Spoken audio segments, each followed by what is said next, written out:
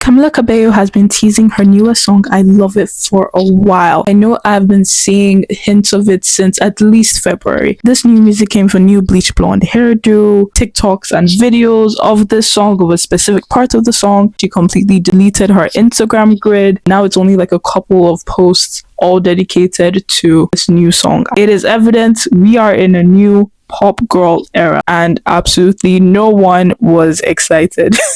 I remember I saw a tweet that was like, cool, now we get to see you flop in another genre. Like, no one was checking for this. The song dropped today and I have some thoughts. Prior to the release, the only parts I had heard, which was pretty much the only part that she was advertising, was the I Love It part being repeated and repeated and repeated, basically ad nauseum, which I was like, okay, this is new for her. She's stepping into kind of like a hyper pop 100 gex kind of nightcore Charlie XCX bag. And speaking of Charlie, I remember she dropped a video which people said was meant to be a dig at Camila's video and Camila's new song, because it was reminiscent, allegedly, of Charlie's song I Got It. But I don't know, I saw both. I see the similarities, but very plainly. It's kind of like how I would look at like a school bag and a hand cross bag and say they're similar because they're both black.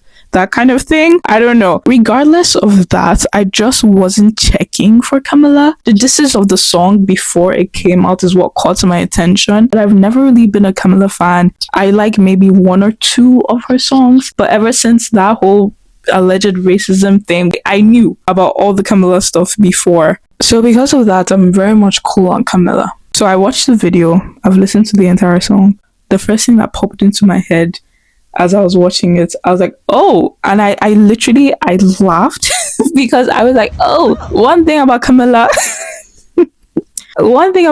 she's gonna get a black rapper in every new era. She's gonna get a black rapper to signify a new era, a new song. As soon as I saw Playboi Carti, because I'm pretty sure the news of Playboi Carti being on her song wasn't something that was known before the music drop. She pretty much kept that under wraps. So when I saw, oh, a black rapper, Playboi Carti, I said, oh, this reminds me of Havana. This reminds me of Havana, easily her biggest song to date. I was like, oh, yeah, one thing Camila's gonna do is get a black rapper for her new eras. Second thing, the lyrics. The lyrics are okay. If you're going in looking for depths of lyricism from Camila's lyrics, you're not going to get it, which is not like the worst thing ever. A lot of the appeal of hyperpop is the beats, it's the sounds, it's kind of brain goes burr when it hears certain sounds. So I think if you're looking for that, you might get it. My favorite part of the song is actually the Gucci Mane post-chorus from his song Lemonade, which I take that how you want. So that my favorite part of the song is from someone else's song. I don't know what to tell you there.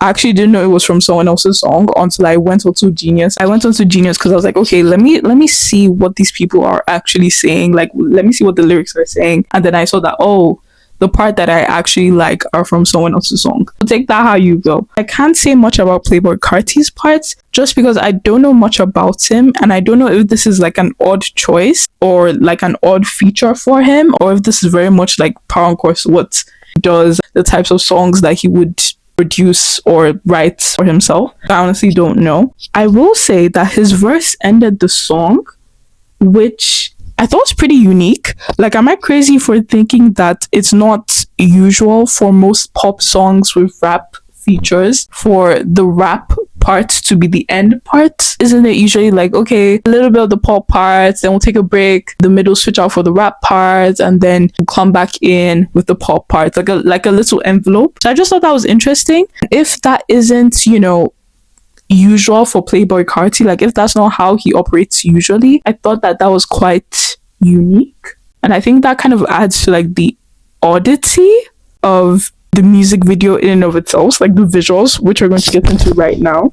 So the visuals, they are very, I don't know how to explain it other than they are very Florida. I've seen many a news headline, many a tweet about Florida and how it's just not real for how much batshit crazy things happen in Florida. When I saw the music video, I was like, oh, this is Florida. Very surreal. I half expected to see, tap dancing alligators or something. So I was like, oh, this is giving me very much like suburban surrealism. Like it's bordering on odd, but not really. If that makes sense, it's kind of like an episode of Atlanta. Like I don't know if I'm crazy for thinking that. And it also kind of reminded me of Selena Gomez's song for Fetish, which actually features Gucci Mane. I don't know why you reminded me of that. Fetish was I love its more whimsical sister. I don't know if I just pulled out of my ass, but yeah, I just thought of it as I was watching the music video.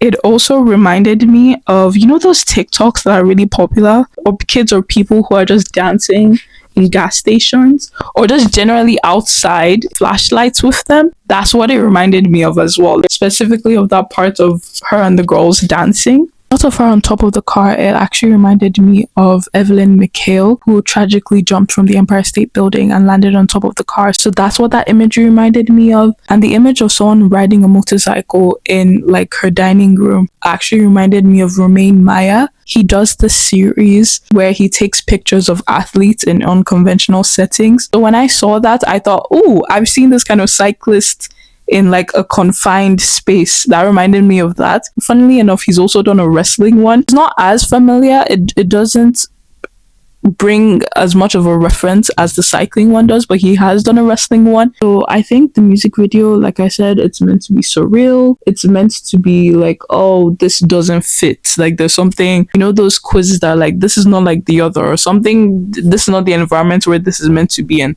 That was the vibe I got from the music video. Also, really random, but if anyone can tell me where I've seen this pink set, it's driving me crazy. I swear I thought I've maybe seen it on, maybe Sabrina Carpenter. I thought, okay, is this maybe from the Feather music video? I've seen this before, and it's this pink set. It's driving me crazy. I was like, who have I seen this on? And I went to go and see Feather, but like it wasn't in there. I think I got it mistaken for another one of her outfits.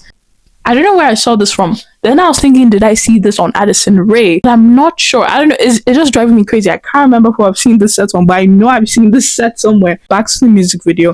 I would say my favorite part of the music video, because we've talked about my favorite part of the lyrics. My favorite part of the music video would be her dancing blindfolded with the girls, as well as I would also say her and Carti in the convenience store. I thought that was cute. Like it was just okay. Nothing special about it. I just like they were my favorite parts. The whole gas station store parts, like those were my favorite parts. So yeah, I know I don't hate the music video, but I can't for sure say that I like it. And I think that goes for the song too, which is really interesting. Like one thing about me, you can get me on a lot of different things. Like I'm very easy. I will say it with my chest, I'm a pop girl. Like I love pop. You can get me on lyrics, you can get me on sound, you can get me on visuals. Like I love a good music video. If it's fun, like you've probably gotten me. But for this entire like experience, sonically as well as visually, it was like, I know I don't hate it. There's something here that appeals to me, but I can't say for sure what it is. And I can't say with certainty that I can't say with certainty that I even like it. Love is too big of a word. I can't say for certainty that I like it, but I know I don't hate it, Yeah, so that was Camila Cabello's I Love It. This is so unusual for me. I've never done anything like this before, but I just thought I just had thoughts. I watched this video. I've watched it so many times, which is crazy. I don't give Camila Cabello views. I don't give her too many views. So she's got a couple streams from me. Like I'll give her that because I was just trying to like wrap my head around it. I was just like, what is it about the song? But yeah, that is it for the video. If you liked it, make sure to subscribe. I don't think this is going to be my usual content, but I just thought about it. But yeah, okay, bye. Sheree, what'd you think of the performance? I thought they did good together. I thought it was fun. I liked the beat. So cool.